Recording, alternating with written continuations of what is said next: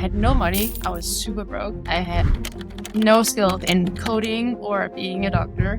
I was also pregnant. Wow. I had the idea and I started researching, and I didn't want to commit. Hard to commit to an idea. Now I know what it is like to commit to an idea. The impact that Clue has had is absolutely profound. Over 10 million users. When I speak to women who are thinking about founding companies, they will often list this whole long list of why they can't start the company. And this list, wow, they're all about not being ready or smart, good enough or networked enough. Scrape all that. Seriously, just start. Then you learn everything. If you were to go back when you started Clue, what was the story leading up until this point? Today, we are joined by Ida Tin, co-founder and chairwoman of Clue, the groundbreaking women's health app that has empowered over 10 million users across 190 countries to track and understand their reproductive health. Ida didn't just build a startup, she built an entire industry. Yes, we're speaking today with the pioneer of the term Femtech, before it was known as Femtech. And Ida continues to shape this $60 billion market. Ida's journey has been anything but conventional. Ida, it is so lovely to have you. Welcome. Thank you so much for having me. Maybe we can just go into it. If you were to go back when you started Clue, did it pan out how you thought it would? What was the story leading up until this point? I wanted to try and build a home diagnostics to start with. I wanted to be able to measure hormones in saliva. And fair to say, did not succeed building that. I gave up on that after 4 years. With my co-founder, he said, we should do period packing as a way to get into this field while we build the hardware. And that was very smart, because while we were failing building the hardware, we understood we could actually do what we wanted to do on this data only platform. And what more? But definitely, and I didn't know what would lie ahead. I think maybe sometimes it's a good thing that you don't know exactly what's ahead, because it's a learning journey, right? There's always something new that you're doing for the first time. Also, what makes it fun. Were there any personal experiences that led to the company's creation? I was reading this question of, hold on, why has there been no innovation in lead planning methods since the pill came out? In the late 50s, like in the history of technology, that's a very long. I was like, why is nobody caring about this? This is like a super central thing for every single woman, for us as a species. I wanted to be able to take out my phone and it should just tell me, today you cannot become pregnant, or today you can. That's simple. But how hard can that be? And it was pretty hard, turned out. But we did get FDA clearance as the world's first 100% data-driven type of birth control in 2021. But we built many things. It wasn't like we were trying to only do 10 years. We would definitely have failed as a startup. But that was one goal I had, to see if we could do something in this space. You mentioned that you did the hormone health app before, then it pivoted into Clue. Did you build anything before? What was your life before entering this crazy world of entrepreneurship, or has it always been there? I guess I've always been an entrepreneur. My first company is a weird story. I literally got lost at a university building in London, and I ended up in some office, and they were waiting to interview a candidate for a course. I knew I was not the applicant. They knew I was not the applicant. But we had into nevertheless. It was totally surreal. No. And suddenly I had come there because I wanted to study art. And suddenly I had enrolled myself into an entrepreneurship course for people with great arts. I didn't really know what it was. So the first day I showed up, they're like, so what's your business idea? And I just said, crystal bead jewelry. I don't know why I said, I just had to say something. And so I built a company doing jewelry. And I learned in these 6 months that I did not want to be in the fashion industry, but I had earned enough money that I could go to Mexico with my boyfriend at the time, and we could buy 2 motorcycles and travel around for 6 months. So that was my first business. It was super random. Never became an artist, and then did a very creative business school in Denmark called the Chaos Pilots. And then after I graduated, I literally sat in a small room trying to figure out what to do with my life, like a whole year. I would write long list, and I would think, and I would think. And in the end of that year, I was like, okay, I get it. You cannot, you have to do. And then my dad at the time, he was switching careers and he wanted to do something new. And we were both like, what are we going to do with our lives? And then we were like, let's make motorcycle journeys because we know about how to do motorcycle tours. Because that had been my childhood and his life. And so did that for 5 years. And it was really a lot of fun, travel the world. And out of these 5 years, I spent 2 years riding my own motorcycle around the US. Just, why not? Interesting thing to do. And then at the end of that, I was like, okay, if I keep doing this, I will, one, end up in an accident, and two, it's incompatible with having family, which I wanted to start. And three, it was not my life calling to do motorcycle first. It was a lot of fun, but I was like, and then this question came up, like, why is family so, okay, I'm going to do something. And I had literally nothing. I had no money. I was super broke. I had no skills in coding or being a doctor. I was also pregnant. Wow. And I had a post-it note. I put it on my wall. And I was like, that's going to be my role. And then I took all the business cards I had ever gathered from random people and I put them on the wall and I made this sort of fantasy team. I was like, oh, these people maybe could help with this. And it was pure fantasy. I don't think I ever contacted any of these people on these, but it just gave me the sense of it could be an organization. And I could be the one holding this vision because that was pretty much the only skill I had, I think. In the end, you always hire people who are better than you for everything. So you coined the term Femtech, as Maria mentioned earlier. So when you set out to start the company, what were some of the things that you had to think about? What was the landscape like? How did you have to change the way in which people viewed women's health? One thing I noticed was that we had a hard time describing in words what our company was doing. Because yes, we were peer tracking it, but we were so much more. We were doing science work. We were also helping people with other stages of their lives, with education content. So it was not easy to find the right words. And I was going to be on this panel for TechCrunch Disrupt in San Francisco in 2016. They were doing the first panel ever on female health. And I was looking what the other panelists were building and how they were describing themselves. And I was like, wow, they also have language all over the place. And I thought, but we are like neighbors. Like we are building in the same field, even though you are doing whatever breast pumps and I'm doing peer tracking. We are still sort of sisters. And I thought, what if we had a term that could make it easier for us to find each other, easier for people to talk about what we're building, and honestly also make it easier for male investors to be like, I'm considering doing an investment into a Femtech company rather than I'm looking at the company helping women not to pee in their pants. That's difficult. So yeah, that was how it started, the sense of we need better language here and we need to find each other and it needs to not be so difficult. Thanks. Interesting. And what was the leap like when you figured out that, okay, periods are a good way to go in? What was that 0 to 1? What was your journey? We asked this because I think there are quite a few people who are in very different stages of that spectrum. Some are still mulling on the idea. Some are just about to take the leap. Some have just. So what was your story going from 0 to 1? Idea? Was the original name Clue? How did you decide that? What was it? It was BioWink. Wow. They like biology would give you a wink and be like, so my co-founders thought that sounded like a biotech company and we wanted to be consumer facing. They're like, no good. And I think I had this like notebook with name ideas and I think I had her Clue. And they're like, what is this Clue? We discussed this for a couple of days and we're like, okay, let's go. And can you get, and you're like a website domain that, okay, and all these other considerations. Biggest, hardest 0 to 1 moment is to decide, yes, I'm going to do this. I had the idea and I started researching and I think somehow I didn't want to commit, hard to commit to an idea. And now when I know what it is like to commit to an idea, it's going to be like a 10-year marathon.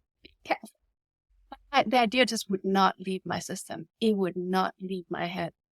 Like at some point, it was not even a decision. It was like bowing down to a decision that somehow had been made. I was like, I have to try. Then I started talking to investors, actually. That was one of the first things I did at the Technical University in Copenhagen. I had a venture fund and I thought, oh, I'll go talk to them about my bio idea. And honestly, now I think, what did I talk about? I didn't have anything. I had no business model. I had written nothing down. I had no team. I had no market research, nothing. And I just talked about why this would be a great idea. And somehow got to the next meeting. And in the end, when I then understood their sort of financial investment model, I was like, "What? I'm going to give you this much of a company and I'm going to get this little money? No way, I don't want this." So 0 to 1 is just actually the first step.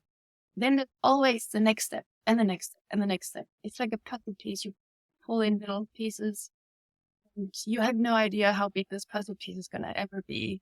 And that's good because you would probably be overwhelmed if you don't have to know everything.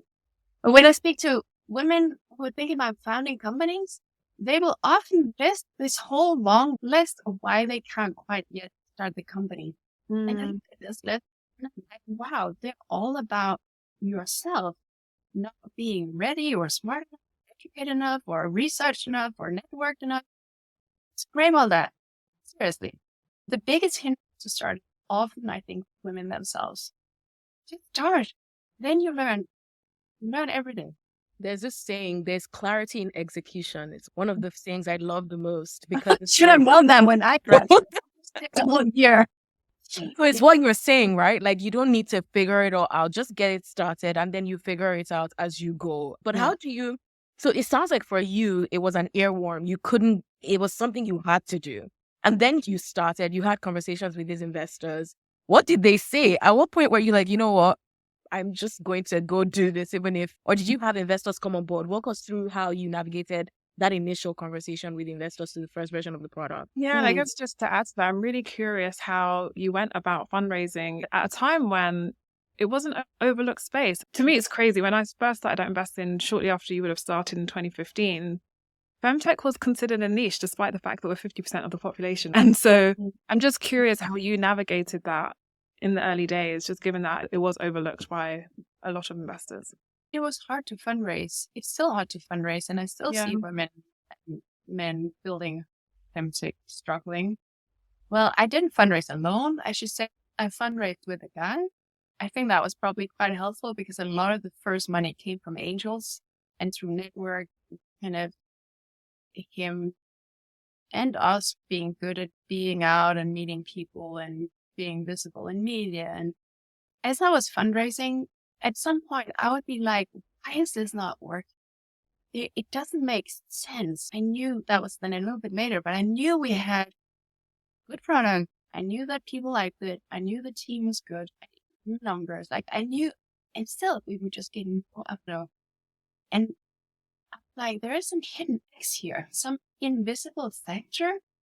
And I have had that confirmed many times, I think, through my own journey and other people's journey. There is actually something that doesn't make sense that you don't get the funding. And I think one of the reasons why this invisible X is a factor is because a lot of fundraising is a very human and social thing. You would think it's a business conversation, but very often it's, does this person have a random story with a female in their life where they knew something, or did his friend also say something so they have social proof, and also just, will they trust you? Here you come, you're different from them.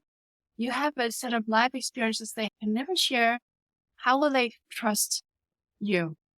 They're putting their own name on the line, people's money. I think the sort of social fabric of it is important. And one of the reasons why it was helpful to have a male also. I'm like, you're disrupting the whole social fabric just by walking through the door. It's difficult. And I actually wrote this guide to how to invest into Femtech a couple of weeks ago that I will put out sometime soon. Oh, I can't wait to read it. Yeah, we'll put it in the notes as it's well. like we keep talking about high pitch training and what you're going to wear and how comfortable and confident are you going to look, and you need new glasses because the other ones look silly and all of this. But in the end of the day, no, we need to train the people listening because there's so much bias in how we listen. There's so much pattern recognition that is not helpful if you're trying to like see a new pattern because it's a new type of leader. They have a different way of expressing what a great leader will be, what it looks like to be ambitious and confident. So Yeah. You need to train the VCs and they need to look like you. Yeah. That's Do you the key. think that helped in your journey? Were there many female investors when you were fundraising for Clue, and did that help? Had there not been really brave males, who would never have existed. My 4 co-founders were all male. I would say probably the 80% of our investors have been male.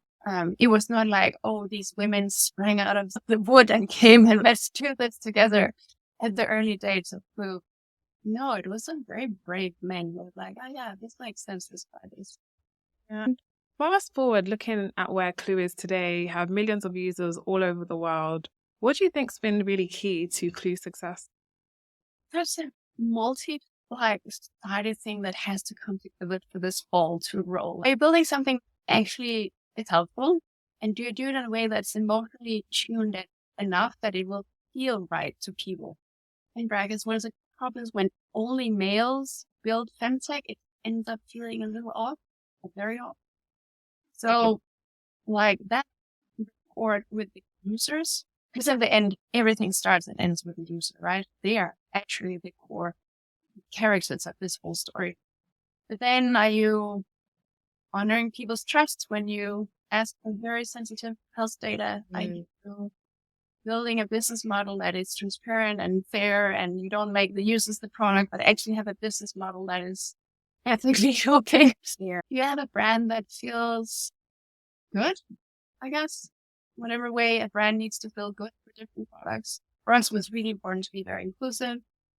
No matter how you describe your gender or where on the planet you live, let's just talk about our bodies. Like we share bodies. Yeah. And yeah, the product has to work. It has to not be too buggy, never done. And you need to not run out of money. Oh, that's a good one. Not running out of money. Yeah. For Clue, the data is a big part of how your ethos of building Clue, that data privacy, not selling, like just protecting the data of the users. Where did that come from? Was that always there? What's your thesis and ethos behind that? Given it's very hard to build a consumer product that needs a part of it to be free and not also then lean too much into the data ads piece. So please tell us a little bit about how you thought about that. It was actually part of our DNA of wanting to be trustworthy. And luckily, building trust is hard and it can easily be lost. And it's something you build over time by doing the right thing every single time. I'm so happy you cannot buy trust because we would be totally screwed as consumers. And so when we started building the app, we didn't feel we had the team or the resources to build it back. That was absolutely 100% as safe as we could make it. So we didn't ask for data that would only make sense if we had a backend, we could store it and process it and give something back. We didn't want that data. We give something back. So I think that's another principle. Don't ask for more data than what you can give back to the users in some meaningful, valuable way. Then eventually we felt, okay, now we can build this and we can ask for more data. Then, of course, writing the terms of service and the privacy statement so people actually understand it. We wrote blog posts about what happens to your data when you enter it. Hey, by the way, what's the connection between advertisement and money and data? You should all know this. One of our big competitors, 2 legal lawsuits, or I've had first in America, then in Canada, because they did not do what they had written in their own privacy statement. They shared too much data back to networks, but really trying to help people actually understand what's going on with this data. Then GDPR came into Europe. We were almost in full compliance just because that's how we were thinking. And then another thing was that when we started, they kind of ethos in venture capital was just grow, and we'll figure out monetization later. So we also did that. We didn't have a business model. We tried different things. We're like, oh, what if it just costs €1 or $1? Everybody can pay that. Guess what? They didn't want to pay if they could use the free product.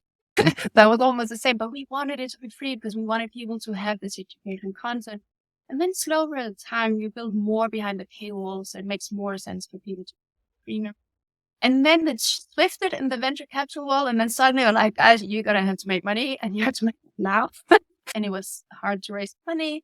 So then it becomes more of a focus, which means, for instance, that the birth control kind of thing we had worked on, that's a long, slow, pretty careful, regulated, heavy thing to build. oh God, we got to build something that can make us revenue faster. We shelve that. So find your way, but that's how we did it. And I am so proud of the team there, how they have there's so much tinkering in getting a subscription model to work on a consumer product in a sector where you can get a lot for free. But we did not want advertisement, and we did not want to sell data, and we want to always be able to look users in the eyes, and they should know exactly how it has to feel. Yeah. I think generally consumers hard, right? Getting your product in the hands of consumers is no easy feat. Very curious how you approached the go-to-market in the early days. What sort of growth packs did you use? Any tips for any of our consumer founders out there listening to this? I remember we had bought 3 minutes to be on stage at a conference in San Francisco. And then we launched and we were like super excited.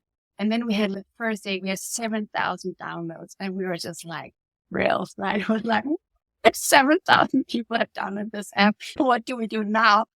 And then actually one of the first hires, and really right smart woman from the US, she said, there is a thing called YouTubers. We should work with some of these YouTubers. And we're like, okay, I didn't know anything about YouTubers. And she was just brilliant in getting us onto influencer marketing, which is called now. And we did that for some time, and with really good cost per install numbers. But then as we switched to trying to build more of an audience where people had more willingness to pay, more ability to pay, and people convert more on Apple than they do on Android, then we had to adopt a little more different growth. It's not rocket science in terms of figuring out what they might be. It's hard to do well, but of course, digital ads is like not the ones that people see in the product, but the ones they might see when they scroll on YouTube or Google somewhere else or your app stores. Yeah. Now we're going to do something slightly different. So we actually have a dilemma that's coming from one of our listeners. So I'm going to just read that out. So hi, Ida. I'm a huge fan of your work at Clue. You're an inspiration, especially for founders like me who are building in the Femtech space. I'm the founder of Luna, the teen health and wellbeing app that provides medically backed information to help teens navigate that transition to adulthood, covering topics like periods, mood tracking, hormones, and reproductive health. Ultimately building healthy habits and teens' interest in women's health for their bodies when they start changing. We've grown to over 100,000 engaged users globally, many of whom rave about the product. We've raised a pre-seed round from family and friends and few funds, which wasn't easy. Now, as we gear up for the seed round, we're facing a challenge. While we know we're building a category-defining company, we have captured the interest of a new audience and built a product teens and they are obsessed about. But investors keep pushing for more revenue and traction. Some numbers they're quoting feel unachievable with the resources we have. At the same time, we're seeing male founders in Femtech or Mentech or just male founders in generally seemingly raise capital effortlessly.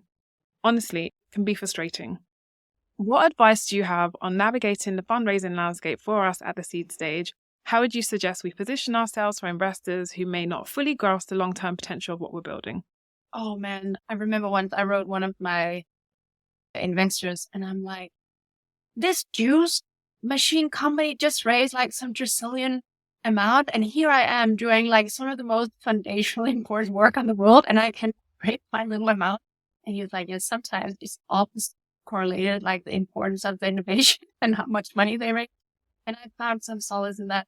Honestly, I want to say this again. It doesn't make sense. You will see things where it doesn't make sense. It's just stupid. It is literally stupid that people don't invest into women's health because we know there's no debate. So how do you come about that? I would say, I don't know the pitch, of course, but one of the challenges is that you sit across a person who's curious, yeah, whatever, like it doesn't feel important. Build a story that somehow has the weight of how big a deal this is. Whether you need to make it like use analogies or metaphors or more emotional, tell the person like whatever it takes, but have people feel like, well, that's the real thing. Wow, this is really is important in people's lives. And then build a really big story. You know how many teenagers there is on this planet? Oh my God, it's a lot of teenagers. Imagine if they all had this party in the pub. What access would you have to their life? And by the way, what else could we use this for? If you want to go down the like investor, tickle their fantasy a bit, but tell a bigger story, make it something that people can relate to. Also really have a very kind of hardcore look at your own business model. Maybe it's not good. That's also a possibility. If the product cannot grow, do you really know why? Is it really only the marketing spend, or is it something else? For instance, if you only cater to a short span of people's lives, you're just going to have more churn. That's going to make you have to get so many people through the door all the time because they keep not being teen users anymore. If you want to pick up these users and take them somewhere else, that's like a challenge in their specific case. Maybe at least have good answers for that. Or does that become part of the business model in some creative way? Thing. That is so interesting because I have a few founders. Disclosure, I invested in Luna a few years ago when we just started. Great. And it's interesting because the pitch to me was exactly what you said. There are teenagers in the world. I think there were 3 billion. And that's like an LTV of maybe 6 years, which is a lot longer than most consumer LTV if you think about it. Mm-hmm. And this is supply of people that are just never going to stop. We're always going to have teenagers and we're always going to have these issues. And more, I kept thinking, if you think of the way we, in our time, transitioned into adulthood, the information was not there. Now we live in a world that's highly digital, lots of misinformation. In my mind, I was just like, I would want my daughter or child to have something like this in the world because the world is so different from where we started. Yeah. But you've highlighted a few things that, just to recap for anyone listening, and also the founder of Luna who wrote in, is almost that story, really bigging up the story essentially, and really being almost very direct about the size of the opportunity and how this could be influential on a more commercial basis, like to the investors, and what that can unlock for the future. I think you also mentioned really taking a strong look at the business model, looking at it in the face and seeing what's working and what isn't working. And maybe this is a nice segue into your fundraising story. Were there any people in your journey that were meaningful? That pivotal points where it was either 1 or 0. It was either going to die or... Yes. Yes, there was definitely more. We're trying to make payroll tomorrow. In the early days, it was scary. And definitely we had people that we owe a lot of gratitude to that say clue. And then later it's more, wow, this round is really difficult. Can we do an internal round? And people then did that. I'm grateful for that. They also took full advantage. They're investors. Make no mistake. Those were expensive rounds. But yes, and it's often people who have had their own thesis of thinking as investors, something that they believe is true, meaningful, creating the kind of world they want to live in. And they're thinking for themselves, and then they had the courage to go a little bit against the sort of normal grain. So I really applaud investors who have their own conviction. I'm still a little bit problem solving for Luna in my mind. We can make the connection after, but it's an interesting thing. And I also believe that the best companies, at least the most impactful, they're never going to make sense in the moment. I think there's something about counterintuitive insights for the best companies, because if it made sense, everyone would agree. And there's that tension of pushing and the returns of that doesn't quite play out if everyone agreed that it was great. And we all know that groupthink isn't necessarily an indicator of whether or not something is good or not. I have this image in my head that we have culture, but then there's actually this kind of dark area of culture where we don't see as a collective. And a lot of women's health have lived in this, right? We have experiences in our own body that is not part of mainstream culture. We don't see it on movies. We don't hear it in songs. But then something happens in culture, the cultural space kind of expands a little bit. And then suddenly in this sort of shadow area, there's this new thing that we become aware of. What it takes 10 years to get diagnosed with endometriosis, that can't be right. We should change this. And then that's where innovation comes in. So when you say it doesn't quite make sense, I think it's like when it's just starting to make sense, or like something is just, what is this? This is also where women build, because they're like, I need this. I cannot wait for this to be different. Or we need to start this because these numbers are not moving. Whatever. I don't know what motivated you. Assuming might be something to do with numbers. Yeah, good. So that's why the cultural landscape is so important and it really influences innovation. One thing I wanted to ask you was just on the revenue piece, actually. Because now I know, because I'm a premium subscriber of Clue, and I would very happy continue to, because I think it's valuable. But how did you transition? You mentioned that you reduced the price, thinking if it was just $1, everyone would use it. But how did you transition to a product now that has over 10 million users, but then you have a chunk of that people who are actually paying for the product? Yeah. How did you monetize? Any insights there would be really helpful, especially for consumer founders. Really is this long, very methodical trying out, but it is also adding enough value behind the paywall. It makes sense. And then telling people what the value is, because that's sometimes also hard to communicate. What's the value of seeing your longitude health data? Maybe someday you have a condition, it might be super helpful. I should really give credit to the current team. Rhiannon White, who's the CEO now, she was the product chief earlier. She's really brilliant in really being so sensitive to what people care about. One example is actually a lot of users don't have they don't bleed. So the cycle view is a little bit challenging if your health journey is punctuated by bleeding. And this was something that came up by talking to users understand this. And then they, being the current team, then built an app experience in Google where if you don't have that bleeding pattern, it will still be a meaningful for user experience. Then they went back to everybody who had ever written them and say, hey, I have this problem, and said, hey, now we have actually built this. And I met a woman this week in person, and she said, I got this email from this support ticket I had sent in years ago about this thing. And they remembered me and remembered that I cared about this. And I think that's a part of growth, right? That you actually care about what people need. You ask them, you listen, and you always have too little resource to build your product. That's just a given, no matter what stage you're at. But you please slowly try to make the product more valuable and then encourage people to pay for it.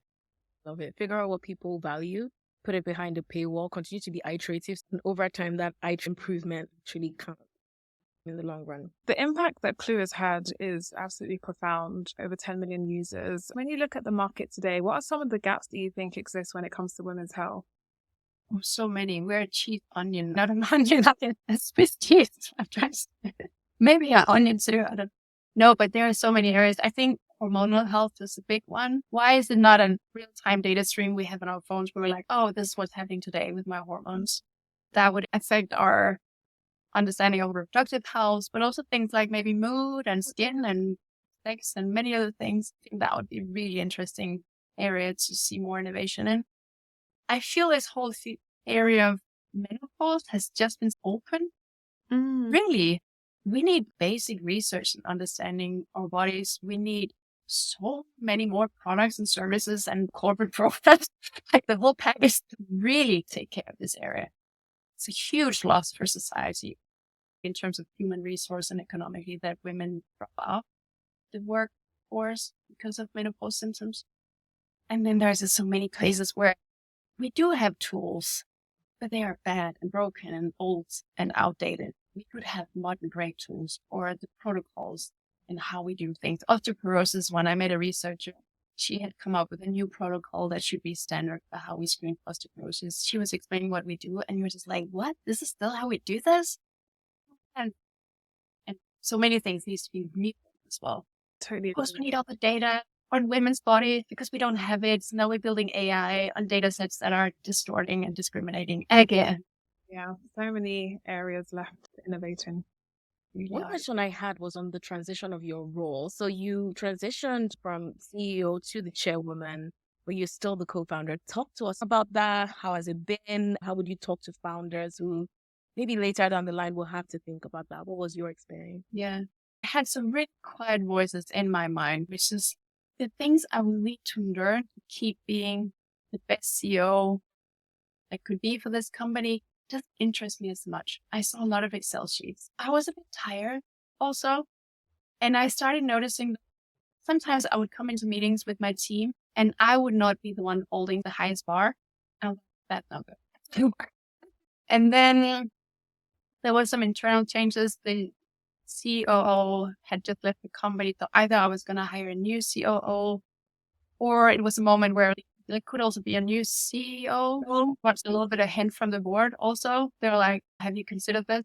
And it was a bit like, what? But I knew, it's actually true. And it was amazing. I loved my job. I really did. I felt like the luckiest person on the planet that I got to have this job. Absolutely loved it. But then afterwards, you go from being hyper focused on one company, and suddenly I was curious about an industry and curious about the industry and the world. And I still love that. And also, I think the team got absolutely amazing CEOs for me. They are much bigger, better, and smarter in so many ways than I am. I'm so proud of them. I think it was good for the company that I left, and I hope I can serve the fem industry in a way I could as CEO. Welcome.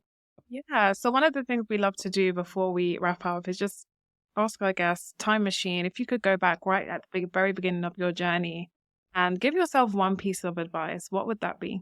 I think the biggest mistakes I made as CEO is when I actually knew, but it was like this quiet voice and I didn't quite have the courage to really trust it. So I would say, trust of what you know. That gut feel. Yes.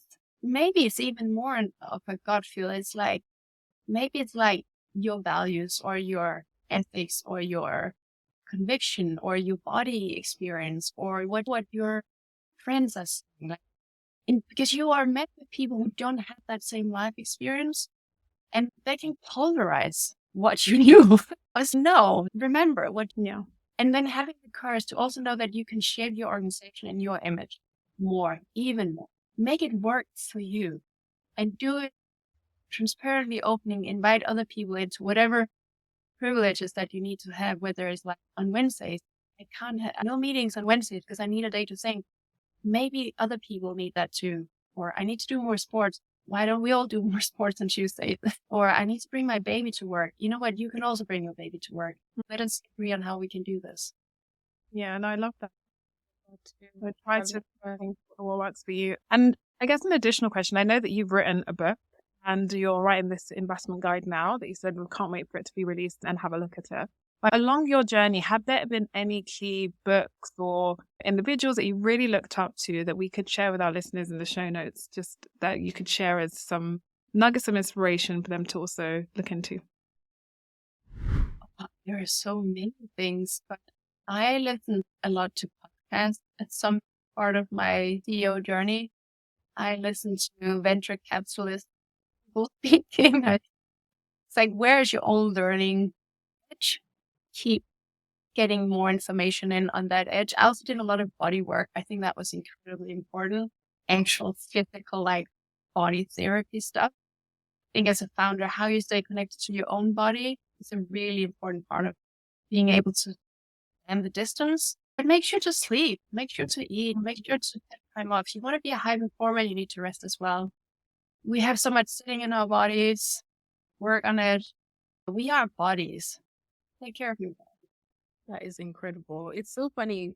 Only few founders say this, but when they say this, it's so common sense that we forget. It's like, you are your body. If you don't take care of this body, you're not going to be here to actually serve the company or bring out all these visions that you have in your head to reality. But this was great. Thank you so much. And we appreciate you spending your afternoon with us today. It was so lovely to speak with you, Ida. Yeah, so thank you so much for the invitation. I really appreciate it. Thank you. Yeah. Leave a review. Tell us what you think of this episode on all our platforms at the Startup Leap Pod. Do you have a question? Ask us and we'll ask our guest. Go to thestartupleap.io. See you next time.